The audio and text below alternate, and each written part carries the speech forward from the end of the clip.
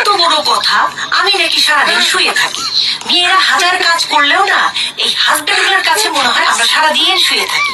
সেই জন্য আমি এখন থেকে ঠিক করেছি আমি শুয়েই থাকবো, সারাদিন শুয়ে শুয়ে থাকবো। শরীরটা ভালো না, গিয়েছিলাম ডাক্তারের কাছে, হাজবেন্ড নিয়ে গিয়েছিল। ডাক্তার বলেছে আপনি মনে হয় পরিশ্রম বেশি করেন, আপনার তো রেস্টের প্রয়োজন।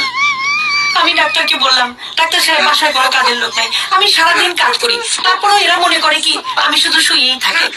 তখন ডাক্তার সাহেব আমাকে বলল, স্মার্ট মেয়েরা না শত কাজের মধ্যেও না নিজের আরামটা খুঁজে নেয়। বাসায় এসে অনেক চিন্তা ভাবনা করলাম, কাজ বাদ দিয়ে আরাম আমি খুঁজেই পেলাম না, কাজ তোমাকে করতেই হবে। সেই জন্য ভাবলাম যে যেটাই করবো শুয়ে শুয়ে করবো। তো বন্ধুরা, আমি তো কাজের মধ্যে দেখো কি সুন্দর রেস্ট খুঁজে নিয়েছি, মানে আমার সেই রেস্ট হচ্ছে, কাজও করছি, আমার বিশ্রামও হচ্ছে, আমার তো এখন সুখই সুখ, তাই না?